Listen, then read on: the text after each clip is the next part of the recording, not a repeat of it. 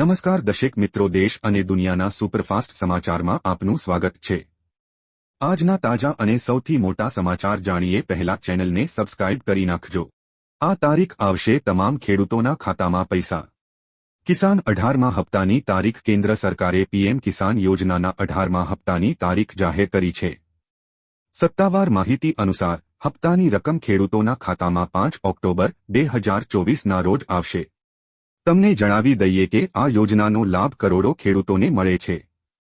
યોજનાનો લાભ મેળવવા માટે ખેડૂતોએ કેવાયસી અને જમીનની ચકાસણી કરાવવી જરૂરી છે। કેન્દ્ર સરકારે પીએમ કિસાન યોજનાના 18મા હપ્તાની તારીખ જાહેર કરી છે। પીએમ કિસાનની સત્તાવાર વેબસાઇટ અનુસાર 18મા હપ્તાની રકમ 5 ઓક્ટોબરે ખેડૂતોના ખાતામાં આવશે।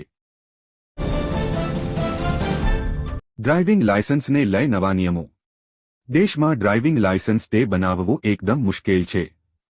લોકોનું માનવું છે કે લાંચ આપ્યા વિના કે એજન્ટ વગર ડ્રાઇવિંગ લાયસન્સ મેળવી શકાતું નથી, પણ એવું નથી। હવે સરકારે ડીએલ બનાવવાની પ્રક્રિયાને ખૂબ જ સરળ બનાવી દીધી છે। ડ્રાઇવિંગ લાયસન્સ મેળવવા માટે ઘણા લોકોએ આરટીઓમાં ટેસ્ટ આપવો પડે છે, પરંતુ હવે સરકાર એક નવો નિયમ લાવી છે, જેના કારણે હવે આરટીઓમાં ટેસ્ટ આપ્યા વગર તમારી જાણકારી માટે અમે તમને જણાવી દઈએ કે ડ્રાઇવિંગ લાયસન્સ પ્રક્રિયાને સરળ બનાવવા માટે સરકારે 1 જૂન 2024થી કેટલાક નિયમોમાં ફેરફાર કર્યા છે। માર્ગ અને પરિવહન મંત્રાલય દ્વારા આ ફેરફાર કરવામાં આવ્યો છે।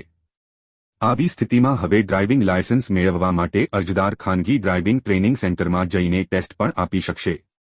તે જ સમયે અગાઉ નિયમ એવો હતો કે અરજદારે આરટીઓમાં જઈને ટેસ્ટ આપવો પડતો હતો।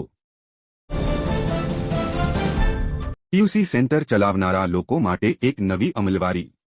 સૌથી પહેલા વાહનચાલકોને પીયુસી સર્ટિફિકેટ આપતા રહેલા પીયુસી વર્ઝન 2નું મોબાઇલમાં એપ્લિકેશન ડાઉનલોડ કરવાની રહેશે। બાદમાં મોબાઇલ એપ્લિકેશન મારફતે જ દરેક વાહનચાલકોને પીયુસી સર્ટિફિકેટ ઇસ્યુ કરવાના રહેશે। વાહનનો પીયુસી સેન્ટર સાથેનો ફોટો તથા વાહનનો 4 થી 5 સેકન્ડનો શોર્ટ વિડિયો કેપ્ચર કરીને પીયુસી વર્ઝન સોફ્ટવેરમાં અપલોડ કરવાનો રહેશે। ખેડૂતોને ભારે નુકસાન વળતરની માંગ। આણંદ જિલ્લાના ઉમરેઠ પંથકમાં સોમવાર અને મંગળવારની રાત્રે મિની વાવાઝોડું ફૂંકાવા સાથે ભારે વરસાદ થતા 1000 હેક્ટરથી વધુ જમીનમાં ડાંગરનો પાક જમીનદોસ્ત થઈ જતા ખેડૂતોને ભારે નુકસાન થયું છે અને નવરાત્રી તેમજ દિવાળીના તહેવાર પણ બગડ્યા છે। ખેડૂતોને ભારે આર્થિક નુકસાન સહન કરવાનો વારો આવ્યો। ઉમરેઠ પંથકમાં ગત સોમવાર અને મંગળવારની રાત્રે ઝડપી પવન ફૂંકાવા સાથે ધોધમાર વરસાદ વરસતા આ મિની વાવાઝોડામાં ઉમરેઠ સીમ વિસ્તાર તેમજ લીંગડા, જાખલા સહિત ગામની સીમ વિસ્તારમાં અંદાજે 1000 હેક્ટરથી વધુ જમીનમાં ડાંગરનો પાક જમીનદોસ્ત થઈ જતા ખેડૂતોને ભારે આર્થિક નુકસાન સહન કરવાનો વારો આવ્યો છે। ખેડૂતો દ્વારા મોંઘા બિયારણ અને ખાતર પાછળ વીઘા દીઠ 12 થી 15 હજારનો ખર્ચ કરી અને મહેનત મજૂરી કરતા ડાંગરનો પાક તૈયાર થઈ ગયો હતો અને આ વખતે મબલખ ઉત્પાદન થશે અને સારો ભાવ મળતા પરિવાર સાથે સારી રીતે નવરાત્રી અને દિવાળીના તહેવાર ઉજવી શકાશે તેવી આશાઓ સજાવી બેઠા હતા। અંબાલાલ પટેલની વધુ એક મોટી આગાહી।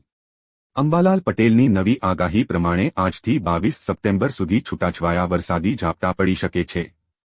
સાબરકાંઠા, અરવલ્લી સહિત ગુજરાતના અન્ય ભાગોમાં વરસાદી ઝાપટાની સંભાવના છે।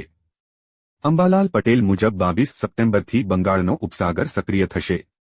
27 થી 29 સપ્ટેમ્બરથી ગુજરાતના ભાગોમાં સિસ્ટમ બનશે તો હળવોથી ભારે વરસાદ થશે।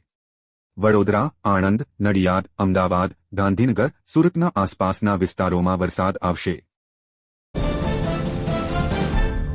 આઈ ખેડૂત પોર્ટલ અગત્યની માહિતી। આઈ ખેડૂત પોર્ટલ પર વિવિધ સહાય માટે ખેડૂતોએ કરેલી અરજીના સાધનિક પુરાવા તથા બિલો રજૂ કરવા અનુરોધ। વર્ષ 2024-25 માટે બાગાયત ખાતા દ્વારા ચાલતી બાગાયત યાત્રિકીકરણ હેઠળના તમામ ઘટકો જેવા કે mini tractor, tractor mounted sprayer pump, પાવરથી ચાલતા સાધનો વગેરે તથા કાપણી પછી વ્યવસ્થાપન અંતર્ગતના તમામ ઘટકો જેવા કે તાડપત્રી સહાય, વજન કાંટા અને પ્લાસ્ટિક કેરેટસ વગેરે અને ડ્રીપ ઇરિગેશન માટે પાણીના ટાંકા ઘટકમાં સહાય અને તે સિવાય અન્ય ઘટકો અંતર્ગત જે બાગાયતદાર ખેડૂતોને આઈ ખેડૂત પોર્ટલ પરથી મંજૂરી મળી ગઈ છે તેવા તમામ ખેડૂતોએ જરૂરી સાધનિક પુરાવા તથા બિલો તારીખ 2 ઓક્ટોબર 2024 સુધીમાં નાયબ બાગાયત નિયામકશ્રીની કચેરી, સહયોગ સંકુલ, 5મો માળ, સી બ્લોક, સેક્ટર 11 ગાંધીનગર ખાતે સત્વરે જમા કરાવવા નાયબ બાગાયત નિયામક દ્વારા સૂચિત કરવામાં આવે છે।